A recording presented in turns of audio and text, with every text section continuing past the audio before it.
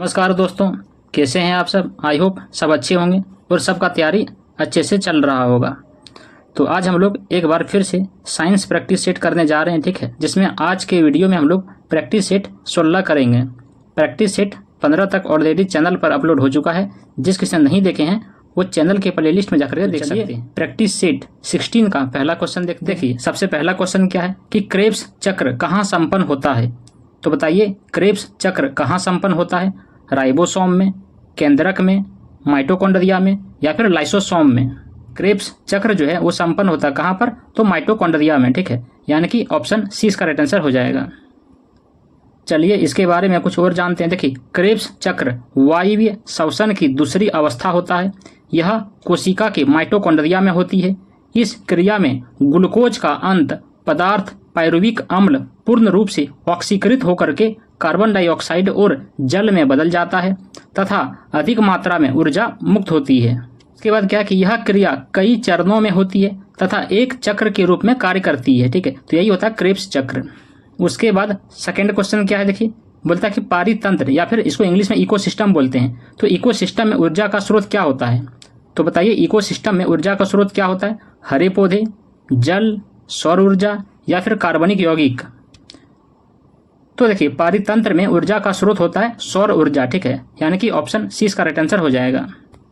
देखिए एक पारिस्थितिकी तंत्र एक बुनियादी पारिस्थितिक इकाई होती है जिसमें जीवित जीव आपस में और अपने आसपास के भौतिक वातावरण के साथ बातचीत करते हैं। गहरे समुद्र की हाइड्रोथर्मल पारिस्थितिकी तंत्र को छोड़ के पृथ्वी पर सभी पारिस्थितिक तंत्रों के लिए सूर्य का प्रकाश, जिसमें सूर्य में क्या, सूर्य का प्रकाश ऊर्जा का एकमात्र स्रोत होता है, ठीक है। उसके बाद क्वेश्चन नंबर 3 देखिए क्या है। बोलता कि लाल मिट्टी का रंग लाल होता है क्योंकि इसमें पाया जाता है। तो बताइए इसमें क्या पाया जाता है। ह्यूमस पाया जाता है, नाइट्रोजन पाया जाता है, लोहा पाया जाता है या फिर पोटास पाया जाता है। तो बताइए लाल मिट्टी का जो रंग होता है वो लाल होता है, क्यों, क्योंकि इसमें पाया जाता है क्या, तो इसमें पाया जाता है लोहा, ठीक है। यानी कि ऑप्शन सी इसका राइट आंसर हो जाएगा।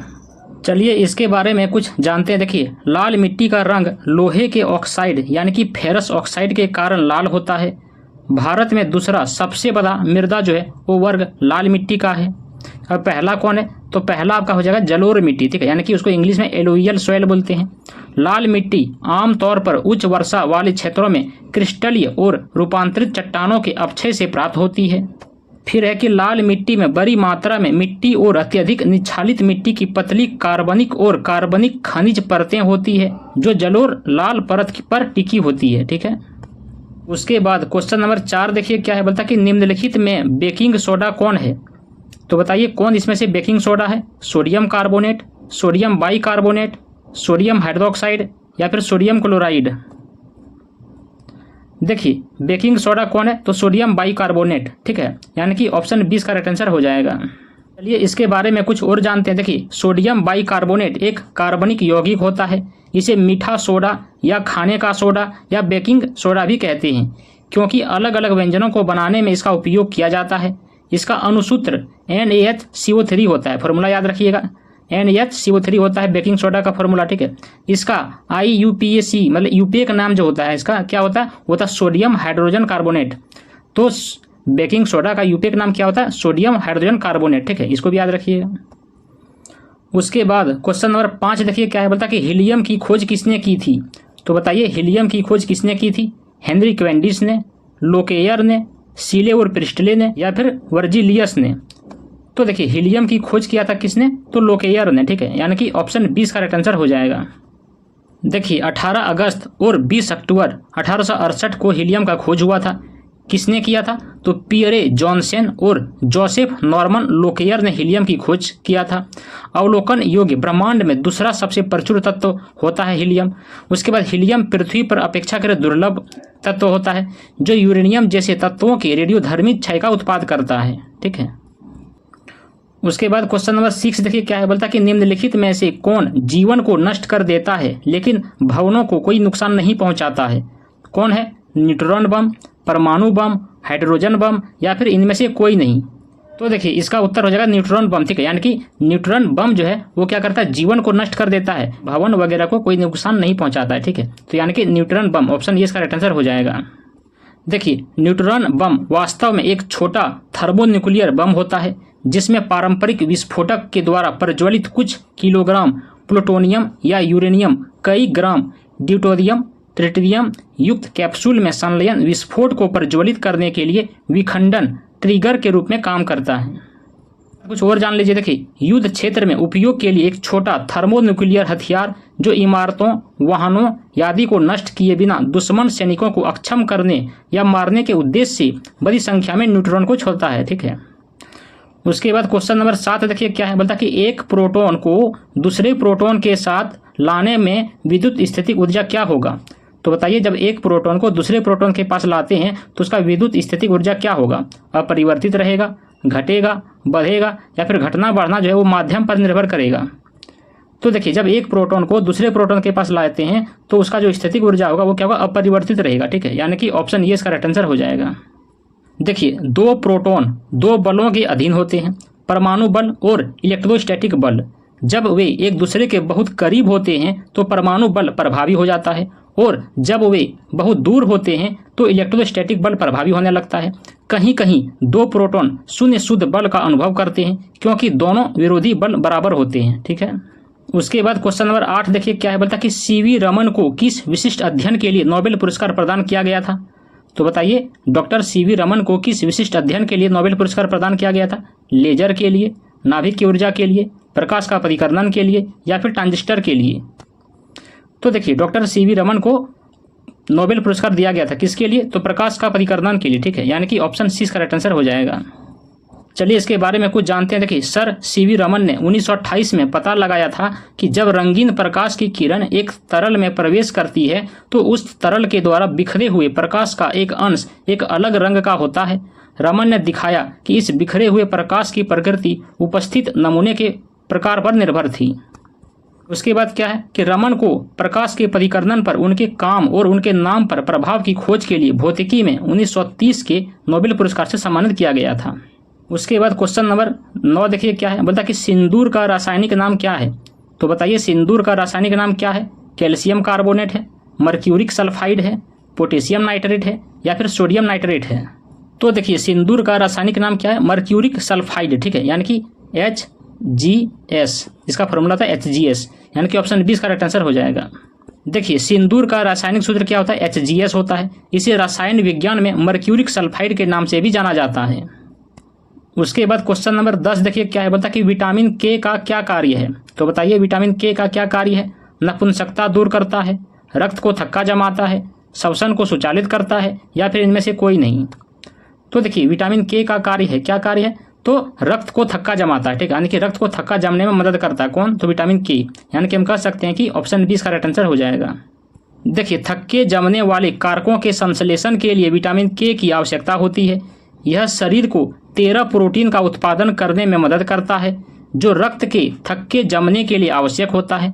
प्रोथ्रोम्बिन उनमें से एक होता है जो रक्त के थक्के जमने में मदद करता है और हड्डियों की चयापचय को नियंत्रित करता है। उसके बाद क्वेश्चन नंबर 11 देखिए क्या है, बोलता कि निम्नलिखित में से कौन सा वायरस के द्वारा नहीं होता है। तो इनमें से बताइए कि कौन है जो वायरस के द्वारा नहीं होता है। हाइड्रोफोबिया, मेनिंजाइटिस, हर्पीज या फिर एथलीट फुट। तो देखिए, हाइड्रोफोबिया, मेनिंजाइटिस और हर्पीज ये तीनों जो है वो वायरस के द्वारा होता है। ठीक है, लेकिन जो ये एथलीट फुट होता है ये कवक के द्वारा होता है। तो यानी कि हम कह सकते हैं कि सवाल का ऑप्शन डी का राइट आंसर हो जाएगा। ठीक है। देखिए, वायरस रोगों में से कुछ जैसे चेचक हो गया, चेचक खसरा हो गया, एड्स हो गया, ये सब कुछ बीमारी है जो वायरस से होता है। और प्रोटोजोआ के कारण जैसे देखिए मलेरिया हो गया, तो मलेरिया जो होता है वो प्रोटोजोआ के कारण होता है। और कवक के कारण एथलीट फुट, दाद, ये सब जो होता है, गंजापन, ये सब होता है कवक के कारण। ठीक है। उसके बाद क्वेश्चन नंबर 12 देखिए क्या है, बोलता कि विटामिन B1 की कमी से कौन सा रोग होता है। तो बताइए, विटामिन B1 की कमी से कौन सा रोग होता है। रिकेटस होता है, स्कर्वी होता है, बेरी होता है या फिर नपुंसकता होता है। तो देखिए, विटामिन B1 की कमी से होता है बेरी। ठीक है, यानी कि ऑप्शन सी इसका राइट आंसर हो जाएगा। उसके बाद रिकेटस देखिए, रिकेटस जो होता है वो विटामिन डी की कमी से होता है। स्कर्वी जो होता है वो विटामिन सी की कमी से होता है और नपुंसकता जो होता है वो विटामिन ई की कमी से होता है। ठीक है। देखिए, विटामिन B1 की कमी से बेरी होता है। इसके अलावा एनीमिया, मानसिक समस्याएं होने की भी संभावना ज़्यादा होती है। ठीक है। इसके बाद देखिए कि विटामिन बी में कई तरह के कॉम्प्लेक्स पाए जाते हैं, जैसे B1, B2, B3, ये सब विटामिन बी का ही कुछ कॉम्प्लेक्स होता है। उसके बाद देख लीजिए कि विटामिन बी का सोर्स कौन कौन सा होता है। तो देखिए मछली हो गया, मांस हो गया, साबुत हो गया, गेहूं की ब्रेड हो गया, फोर्टिफाइड अनाज हो गया, B1 जैसे अतिरिक्त पोषक तत्वों वाले अनाज होता है, और खमीर के अर्क जैसे कि वेजिमाइड स्प्रेड में भी पाया जाता है विटामिन बी। ठीक है। उसके बाद क्वेश्चन नंबर 13 देखिए क्या है, बोलता है कि तिल्ली को क्या कहते हैं। इसको इंग्लिश में स्प्लीन बोलते हैं। इसको इंग्लिश में क्या बोलते हैं, इसको इंग्लिश में स्प्लीन बोलते हैं। ठीक है, SPLEEN स्प्लीन। तो उसके बाद यहाँ पे क्या बोला गया था कि तिल्ली को क्या कहते हैं। तो तिल्ली को क्या कहते हैं बताइए, तिल्ली को क्या कहते हैं। WBC का शमशान घाट, रक्त बैंक, RBC का शमशान घाट, या फिर B और C दोनों। तो देखिए तिल्ली को कहते हैं, क्या कहते हैं, रक्त बैंक। ठीक है, यानी कि ब्लड बैंक कहते हैं। यानी कि हम कह सकते हैं कि ऑप्शन 20 का राइट आंसर हो जाएगा। देखिए आपातकालीन स्थितियों जैसे कि आघात हो गया और गंभीर चोट के मामले में जहां बहुत अधिक रक्त खो जाता है, प्लीहा अपनी वाहिकाओं का विस्तार करती है और रक्त को रोके रखती है। आरक्षित रक्त को तब उस अंग में ले जाया जाता है जहां रक्त की आवश्यकता होती है। इसी कारण प्लीहा को मानव शरीर का ब्लड बैंक भी कहा जाता है। ठीक है। उसके बाद क्वेश्चन नंबर 14 देखिए क्या है, बोलता कि कवक और शैवाल के परस्पर संबंध में एक नया पादप वर्ग बनता है। क्या बनता है, मांस बनता है, लाइकेन, यीस्ट, या फिर इनमें से कोई नहीं। तो देखिए कवक और शैवाल के परस्पर संबंध में एक नया पादप वर्ग जो है वो बनता लाइकेन, यानी कि ऑप्शन 20 का राइट आंसर हो जाएगा। देखिए लाइकेन एक जटिल जीवन रूप होता है जो दो अलग अलग जीवों, एक कवक और दूसरा शैवाल की सहजीवी साझेदारी होती है। प्रमुख भागीदार कवक है जो लाइकेन को उसके थैलस आकार से लेकर के उसके फैलने वाले शरीर तक उसकी अधिकांश विशेषताएं प्रदान करता है। शैवाल या तो हरा शैवाल या नीला हरा शैवाल हो सकता है, अन्यथा इसे साइनोबैक्टीरिया के रूप में भी जाना जाता है। ठीक है। उसके बाद क्वेश्चन नंबर 15 देखिए क्या है, बोलता कि कौन सा ग्रह जो है वो सर्वाधिक गैसों से घिरा होता है। तो बताइए कौन सा ग्रह है जो सबसे ज्यादा गैसों से घिरा होता है, जुपिटर, प्लूटो, यूरेनस, या फिर वीनस। तो देखिए सबसे ज्यादा गैसों से घिरा हुआ जो ग्रह है वो है यूरेनस। ठीक है, यानी कि ऑप्शन सी इसका राइट आंसर हो जाएगा। सर्वाधिक गैसों से घिरा हुआ ग्रह जो है वो अरुण यानी कि यूरेनस है। 13 मार्च 1781 को विलियम हर्शेल ने यूरेनस ग्रह की खोज की थी। यूरेनस का जो व्यास है वो पृथ्वी के व्यास के 4 गुना के बराबर होता है। यूरेनस उन ग्रहों में से एक है जिन्हें गैस दिग्गज कहा जाता है। यह अधिकतर गैसों से बना होता है। मुख्यतः कौन कौन सा गैस होता है, तो हाइड्रोजन और हीलियम से भरा होता है। गैस मीथेन की भी थोड़ी मात्रा ग्रह को नीला हरा रंग प्रदान करता है। मतलब कि यूरेनस में हाइड्रोजन और हीलियम तो प्रचुर मात्रा में रहता है, उसमें कुछ कुछ मीथेन भी रहता है। ठीक है, और मीथेन के कारण ही क्या आता है, उसका रंग थोड़ा सा नीला हरा दिखता है। ठीक है। क्वेश्चन नंबर 16 देखिए क्या है, बोलता है कि श्वेत प्रकाश को प्रिज्म से होकर गुजरने पर प्रिज्म के आधार की ओर कौन सा रंग प्राप्त होता है। तो बताइए जब श्वेत प्रकाश को प्रिज्म से होकर गुजारा जाता है तो प्रिज्म के आधार की ओर कौन सा रंग प्राप्त होता है, लाल, पीला, बैंगनी, या फिर हरा। तो देखिए जब श्वेत प्रकाश को प्रिज्म से होकर गुजारा जाता है तो उसके आधार में बैंगनी रंग प्राप्त होता है। ठीक है, यानी कि ऑप्शन सी इसका राइट आंसर हो जाएगा। देखिए 1665 में आइजक न्यूटन ने खोजा था श्वेत प्रकाश में 7 रंग होते हैं। उन्होंने खोजा कि अगर सफेद प्रकाश की एक किरण शीशे के प्रिज्म के माध्यम से गुजरने के बाद वह 7 रंगों में विभाजित हो जाती है। और ये कौन कौन सा रंग है, तो ये रंग है लाल, नारंगी, पीला, हरा, ब्लू, इंडिगो और बैंगनी। इसको हम लोग शॉर्ट में बोलते हैं विबगोयर। ठीक है, यानी कि VIBGYOR, इसको याद रखिएगा। ये कुछ और जानते हैं। देखिए माध्यम का अपवर्तनांक बैंगनी प्रकाश के लिए अधिकतम तथा लाल प्रकाश के लिए न्यूनतम होता है। इसीलिए जब सफेद प्रकाश एक प्रिज्म से प्रवेश करता है तो यह 7 घटक रंगों में बिखर जाता है और बैंगनी प्रकाश अधिकतम विचलन दिखता है। ठीक है। तो बताइए हीमोफीलिया एक आनुवांशिक रोग है जो उत्पन्न होता है किससे, WBC की कमी से, हीमोग्लोबिन के स्तर में कमी से, रक्त का स्कंदन ना होने से, या फिर उपयुक्त में से कोई नहीं। तो देखिए हीमोफीलिया एक आनुवांशिक रोग है जो उत्पन्न होता है कैसे, तो रक्त का स्कंदन ना होने से। ठीक है, यानी कि ऑप्शन सी इसका राइट आंसर हो जाएगा। देखिए हीमोफीलिया एक जीन में उत्परिवर्तन या परिवर्तन के कारण होता है जो रक्त का थक्का बनाने के लिए आवश्यक क्लोटिंग कारक प्रोटीन बनाने के लिए निर्देश प्रदान करता है। यह प्रोटीन या उत्परिवर्तन थक्के बनाने वाले प्रोटीन को ठीक से काम करने या पूरी तरह से गायब होने से रोक सकता है। जीन X गुणसूत्र पर स्थित होते हैं। ठीक है। के बाद क्वेश्चन नंबर 18 देखिए क्या है, बोलता कि विद्युत तीव्रता का मात्रक क्या होता है।